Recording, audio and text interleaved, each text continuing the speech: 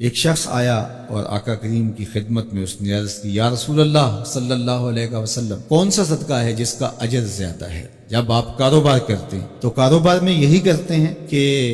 میں انویسٹمنٹ وہاں کروں جہاں نفع زیادہ آئے، تو یہ بھی اللہ سے تجارت ہے، ایسی تجارت جس میں نقصان نہیں ہے، نقصان تو یہ طے ہے نہیں ہوگا، لیکن نفع زیادہ آئے یہ تو آرزو ہو سکتی ہے تجارت کرنے والے کی۔ تو اس نے حضور کی خدمت میں آ کے سوال کیا، فرمایا کہ بہترین صدقہ وہ ہے اجر کے اعتبار سے، فضل و شرف کے اعتبار سے، اس حالت کے اندر کہ جب تو تندرست ہو، صحیح ہو، اور تجھے مال کی ضرورت اور حاجت اور لالچ بھی ہو، اور تجھے یہ دھڑکا بھی ہو کہ اگر میں نے خرچ کر دیا تو میرا کیا بنے گا، خرچ کر دیا تو میں کہیں فقیر نہ ہو جاؤں، حالات ایسے چل رہے ہو،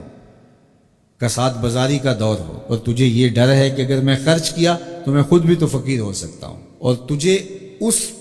پیسے سے جو تو خرچ کر رہا ہے نفع بخش کوئی کاروبار بھی مل سکتا ہے، اس سے تیرے رزق میں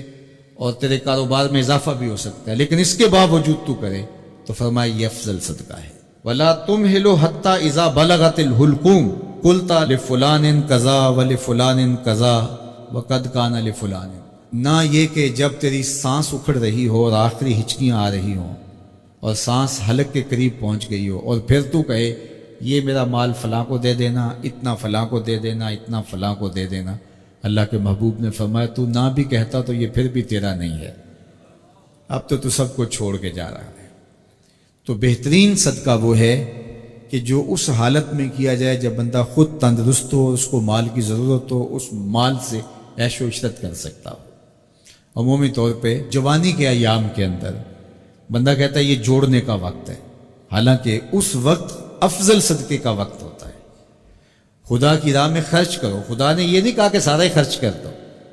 یہ تو کسی کو اعزاز ملتا ہے، یہ تو صدیق اکبر کا اعزاز ہے۔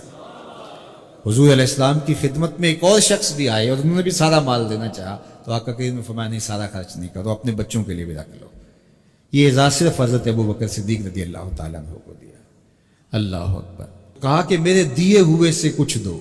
اب تمہاری مرضی ہے، تم جتنا دے سکتے ہو۔ وہ جوانی میں جب تم صحیح ہو، تندرست ہو، اس وقت تم راہ خدا میں خرچ کرو۔ شہیہن، تمہیں خود لالچ ہو، انسان کہتا ہے کہ اب میں پیسے جوڑوں گا تو جوڑتے جوڑتے جوڑتے میں بہت جو ہے وہ بہتری کی طرف چلا جاؤں گا، لیکن صدقے کو ان حالات کے اندر بھی ترک نہ کرے۔ تیسرا، تخش الفقرہ، کہ تمہیں فقر کا اندیشہ ہو کہ اگر میں نے دیا تو آج کل جو حالات ہیں تو میں خود کہیں فقیر نہ ہو جاؤں، لیکن امتحان یہی ہے جب ضرورت کو محسوس کرو، تمہیں خود فقر کا ڈر بھی ہو، پھر بھی راہ خدا میں خرچ کرو، تمہارا رب تمہیں فقیر نہیں ہونے دے گا۔ اس لیے کہ حضور علیہ السلام نے قسم کھا کے کہا، ما نقص مال عبد من صدقہ، میں محمد صلی اللہ علیہ وسلم قسم کھا کے ضمانت دیتا ہوں کہ صدقے سے مال گھٹتا نہیں ہے۔ اللہ اکبر۔ اور پھر وَتَامُلُ الْغِنَا،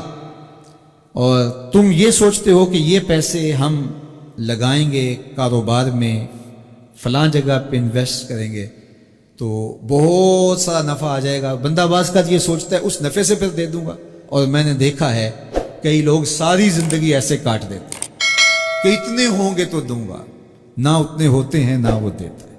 چونکہ یہ لالچ ختم ہی نہیں ہوتا۔